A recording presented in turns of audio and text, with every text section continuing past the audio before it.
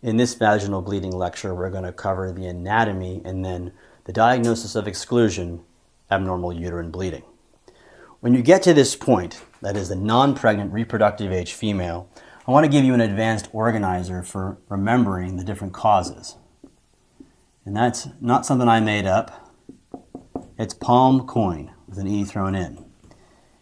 Palm is the structural causes, that is the anatomy, and coin is the non-structural. You want to give consideration to polyps, adenomyosis, leiomyomas, that's fibroids, and malignancy.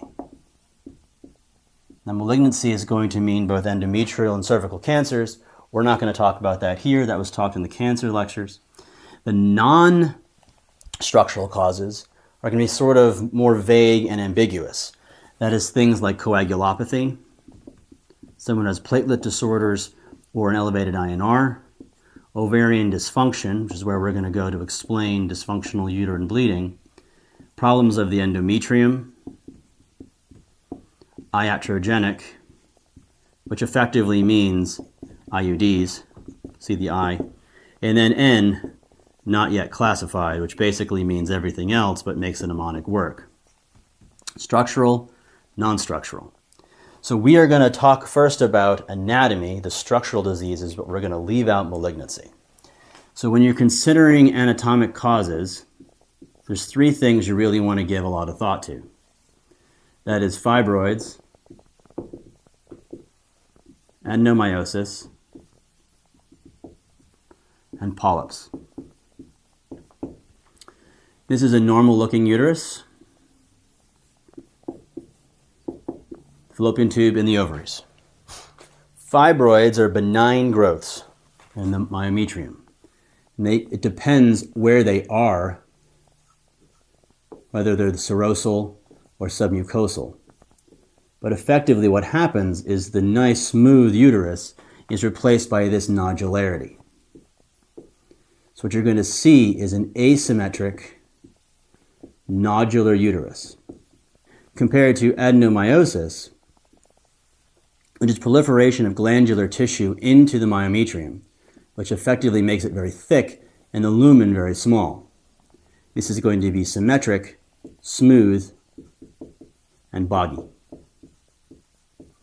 Versus a polyp, which is a normal feeling uterus that happens to have a little dangly in it, which you only identify once you actually look into the uterus.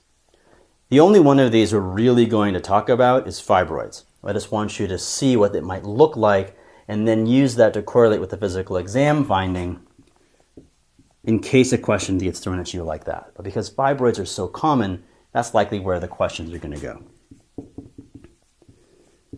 Fibroids, leiomyoma, are benign growths of the myometrium.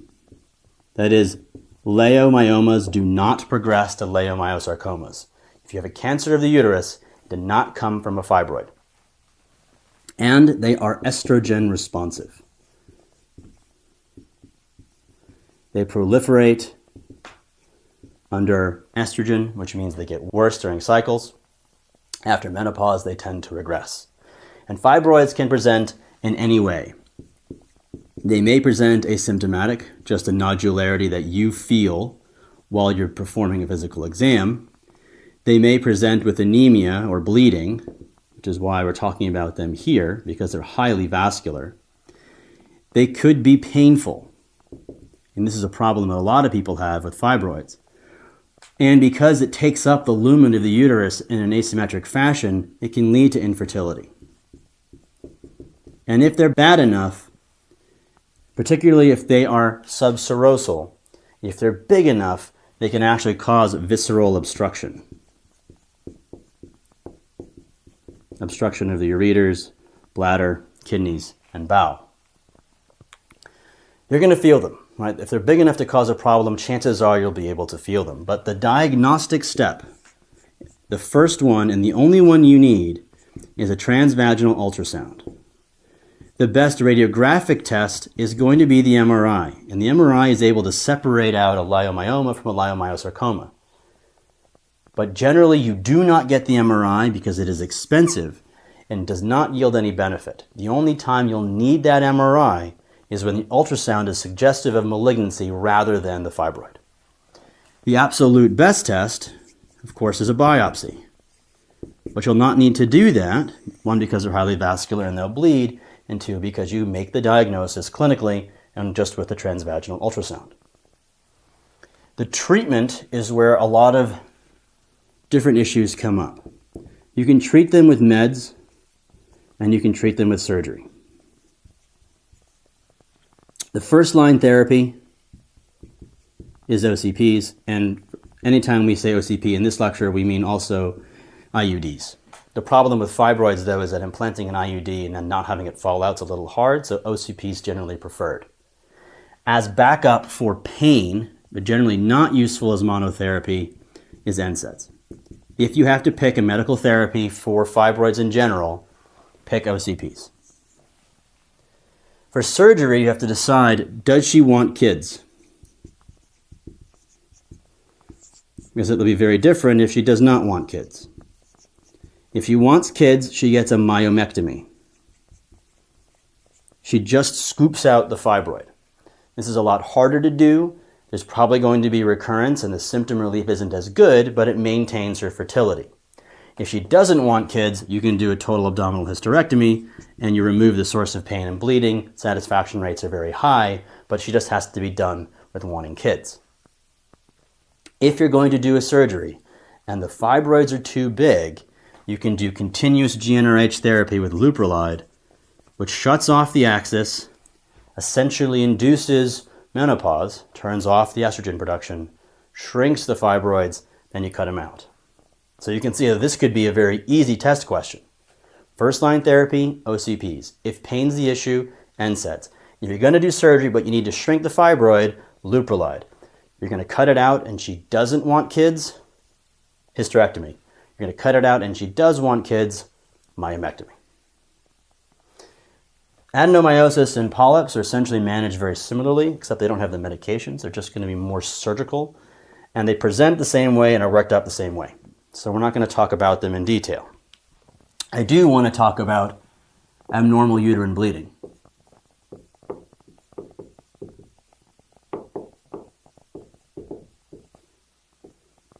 And when it comes to this, the patient and the diagnosis essentially are the same. It is a diagnosis of exclusion. That is, you've gone through the process of working up coagulopathies, you've ruled out other diseases like thyroid, prolactin, you've done imaging like an ultrasound or an MRI, but you only do that if you suspect a disease. You don't just screen people with an MRI. You've gone through pregnancy, anatomy, and are left with dysfunctional uterine bleeding, also called abnormal uterine bleeding. The pathology here is thought to be anovulation, and that is to say, during the first half of the cycle, it is estrogen predominant, which increases proliferation. At day 14, there's ovulation, and progesterone takes over. This reduces proliferation. In an anovulatory person, there is no ovulation, so there's no switch to progesterone, so estrogen predominates. Estrogen builds the endothelium, and at a time that she can't control, the endothelium exceeds its vascular supply and dies.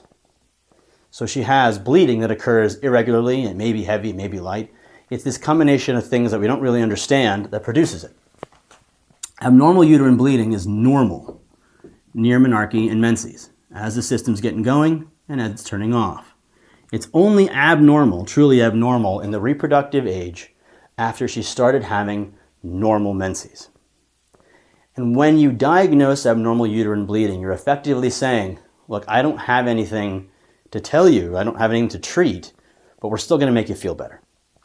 And what you're going to get in the way of the test is the option to decrease stress and anxiety, going after hypothalamic causes.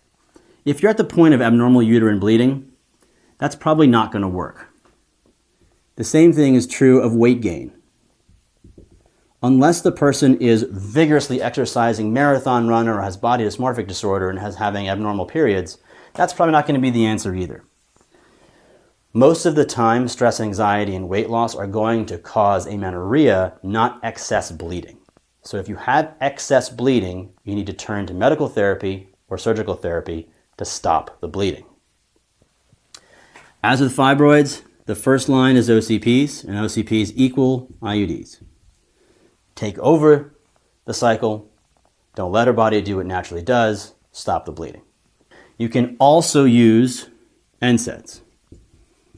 And NSAIDs, unlike in fibroids, which are mainly for pain, NSAIDs can actually reduce bleeding. And this makes people recoil, right? Because NSAIDs are antiplatelets, should make her bleed more. It turns out that NSAIDs have a predominant effect in the uterus on prostaglandins and not so much effect on the platelets. So NSAIDs can actually hold off the bleeding. So the idea is you give her some NSAIDs, make the bleeding stop, put her on some oral contraceptives and see how she does. If she no longer wants the medications or she continues to bleed, surgical intervention will be required. And you can do that either with an ablation or you can do it with a hysterectomy. Both cases are going to remove her ability to have kids, but the bleeding will stop. One particular cause of anovulation is polycystic ovarian syndrome. And I want to spend a little bit of time on this because this is our only time where we're going to spend time in detail. The pathology of polycystic ovarian syndrome is anovulation. Anovulation is going to cause predominantly an estrogen-dominant system. But there's also atretic follicles, thousands of follicles that produce testosterone. And that is what separates PCOS from every other form of anovulatory uterine bleeding. PCOS predominates in testosterone, and testosterone is going to make her more like him. That is, she becomes fat and hairy. But more importantly, PCOS is an endocrinology disease. So you're going to look for things like metabolic syndrome, not just obesity, but you're also going to see hypertension, dyslipidemia, diabetes. And these patients will present with infertility because of anovulation and also menometrorrhagia. They have no control over their periods and they're highly variable. And as you work this person up, the way you make the diagnosis is by meeting a certain set of criteria. The diagnosis is made by a history of anovulation, and this is obtained just by talking to the person and getting their symptoms. And one of two things. You either need biochemical evidence of hyperandrogenism, or you need imaging evidence of lots of follicles. That is, you get an ultrasound that shows follicles, or you have biochemical evidence of elevated androgens. So an elevated DHEAS, an elevated testosterone, or, and this is what you should pick on the test, an LH to FSH ratio greater than 3:1. This ratio is what they love to test on. LH to FSH ratio greater than 3:1 is the biochemical evidence of polycystic ovarian syndrome. You don't need the ultrasound to prove it. The point is you don't need the ultrasound, but the ultrasound can be used to make the diagnosis. And if you have the diagnosis, the history of anovulation, and either biochemical evidence of excess androgens or imaging of follicles, atretic follicles, on the ultrasound, then you should treat her. Weight loss and exercise can actually have some pretty powerful results, but it is never used as monotherapy. The goal here is to push her into ovulation. Metformin is the mainstay of this disease, not just because they develop metabolic syndrome and might have some insulin sensitivity, but because the metformin actually helps with pushing them into ovulation. Don't worry about why, just know that patients with PCOS should be on metformin. If she does not require pregnancy, OCPs are highly effective. And of course, as we said, OCPs equals IUDs. Take control of her cycle. If she does want to get pregnant, we need a big push into ovulation in order to get those eggs to be released to be fertilized, and that is with clomiphene. And lastly, she's hirsute. She probably does not want to be. Cosmetically speaking, you can reduce the hirsutism with anti-androgens like spironolactone. Okay, in this lesson we talked about an advanced organizer for approaching bleeding in a reproductive age person. We talked about anatomy, focusing primarily on fibroids, recognizing that what you need to do is OCPs, NSAIDs as an adjunct, leuprolide only if you want to shrink the tumor, myomectomy if she wants kids, hysterectomy if she doesn't. We talked about abnormal uterine bleeding, which is but you're bleeding. So try NSAIDs first, then OCPs. If that doesn't work, some sort of surgical procedure where you burn away or remove the endometrium so she doesn't bleed anymore.